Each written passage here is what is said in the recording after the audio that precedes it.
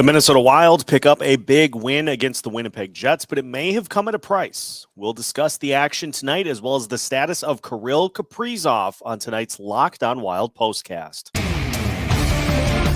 You are Locked On Wild Postcast, part of Locked On Sports Minnesota, your team every day.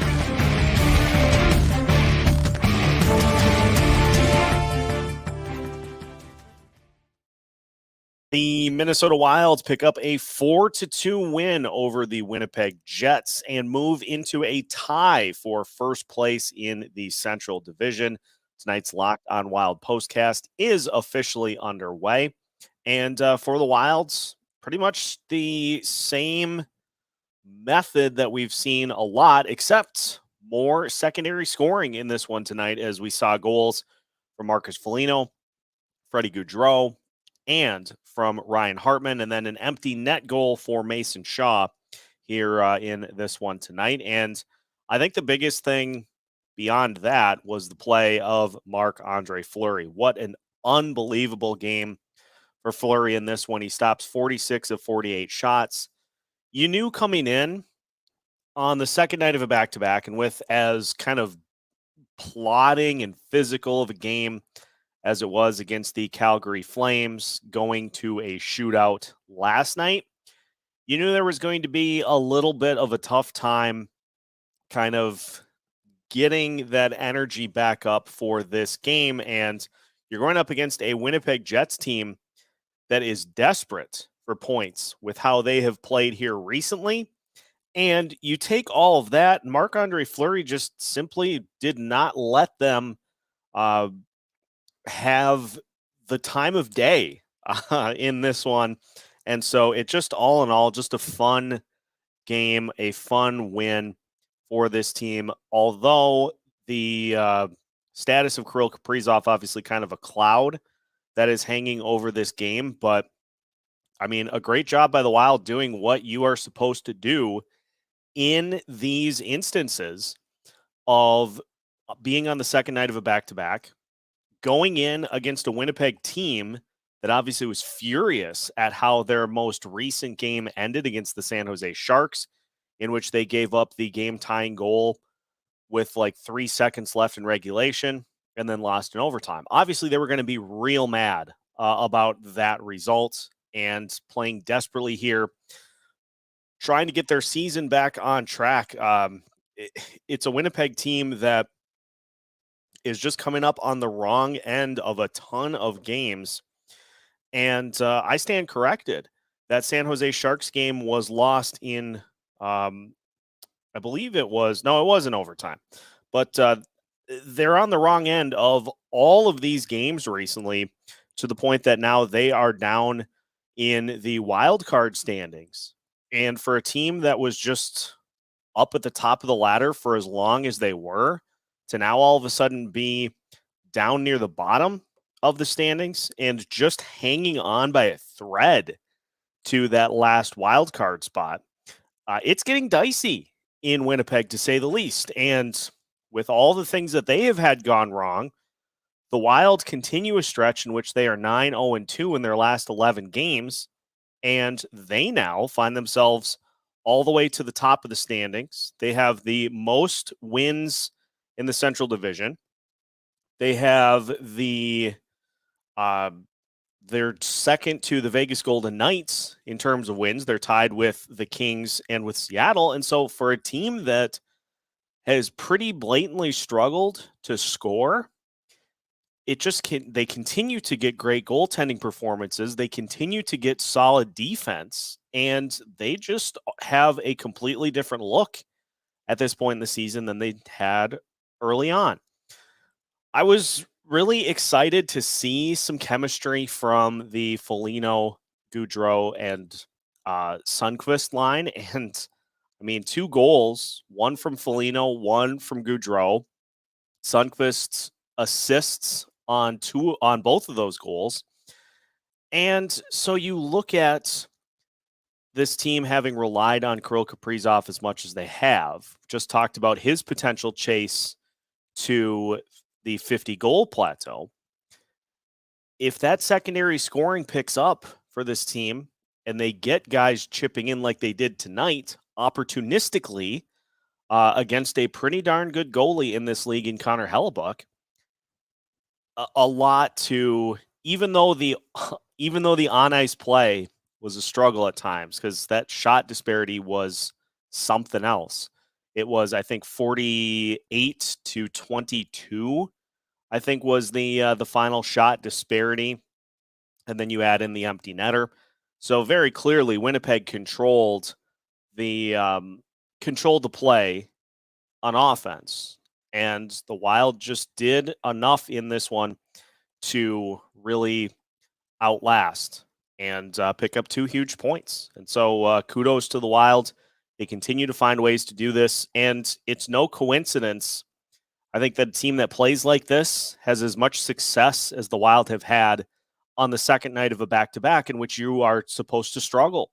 You're not supposed to be able to come up with points as consistently as the Wild do on the second night of a back-to-back. But I think it's because they are so intent on playing that style that they play. And they really, when they stick to it, it's really tough to be able to stop them. Now, that being said, with Marc-Andre Fleury having the night that he did, it doesn't change the hierarchy of the goalies. Filip Gustavsson still is the number 1 guy, but Fleury is going to be needed down the stretch for this team with some back-to-backs coming up, and especially once the postseason is ironed out, you're going to need him to be able to make sure that Filip Gustavsson doesn't tire out down the stretch, to save him and keep him fresh for whoever they play in the postseason. So to be able to have him have Fleury come in and still give performances like this when you know the other team is going to be shooting the puck every time they have it, it's huge. And he was pretty much the main factor into why the Wild got the win here tonight. And so good goalie play, opportunistic on offense, getting secondary scoring. A lot to like for the Wild here in this one tonight. Now, obviously, we talked about Kirill Kaprizov, and so we'll see if we've got any updates as to his status. We'll also talk about what's coming up, as well as plenty of other things to get to here in this one, as the Wild pick up a 4-2 win over the Winnipeg Jets. More of our Locked On Wild postcast coming up after a word from our sponsors, which tonight include the official sports betting partner of Locked On, that is FanDuel. And we have hit the midway point. We've moved past the midway point of the season, and we've come to the home stretch for both the NBA and the NHL seasons. Now is a perfect time to download FanDuel, America's #1 sportsbook, because new customers get a no-sweat first bet up to $1,000. That's bonus bets back if your first bet doesn't win. Just download the FanDuel Sportsbook app. It's safe, secure, and super easy to use. Then you can bet on everything from the money line to point scorers to three-pointers drained to who is taking the shots and scoring the goals. Plus, FanDuel even lets you combine your bets for a chance at a bigger payout with the same game parlay. So don't miss the chance to get your no-sweat first bet up to $1,000 in bonus bets when you go to FanDuel.com/LockedOn.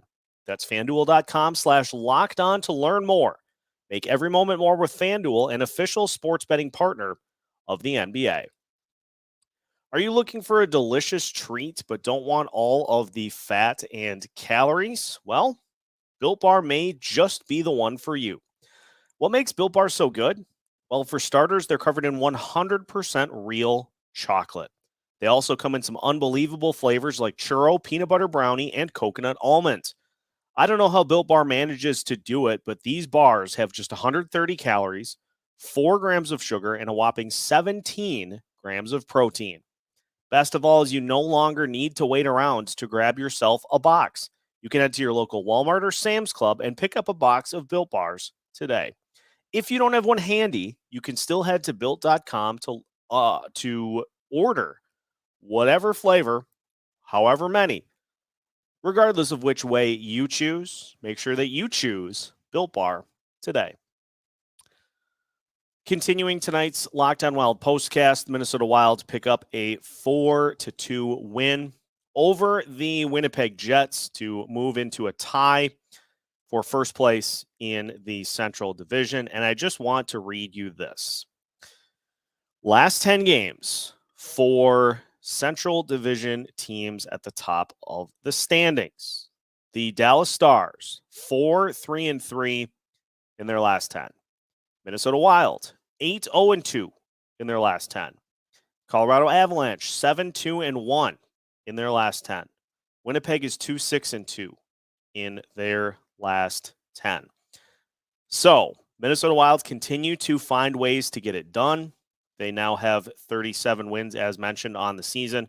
But obviously, everybody is concerned about what happens to Kirill Kaprizov at the end of the game. He ended up falling awkwardly after getting tangled up with Logan Stanley. Stanley basically just hopped on his back, and Kaprizov's legs came out from under him.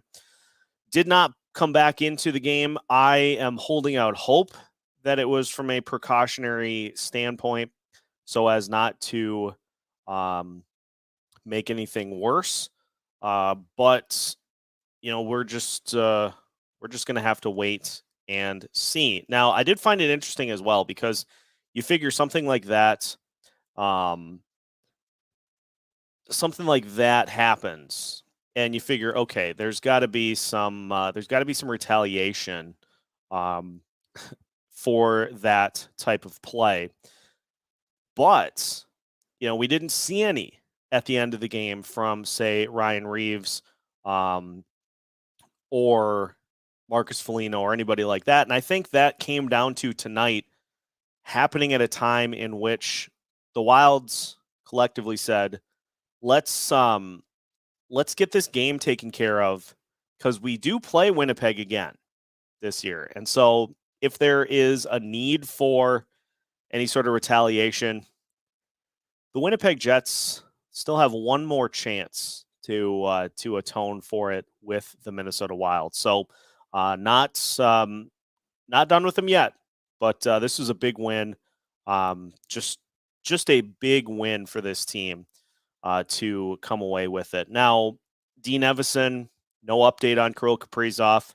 According to Jesse Pierce, Dean said he was able to skate off. If there is a positive, that was one of them. So we will wait and see what happens with Kirill the Thrill.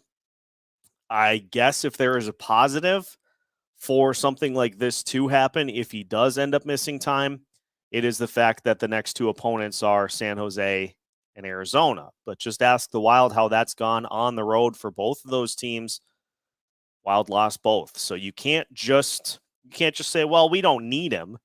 You're still going to need to find some scoring for this team to pick up those wins. And so we'll keep an eye on things for Kaprizov. Just the final note of this game. Obviously, the Wild's power play 0-for-1 on the night, and still a work in progress trying to get Klingberg factored in to the power play, and so still a work in progress there. But the penalty kill just continues to roll on.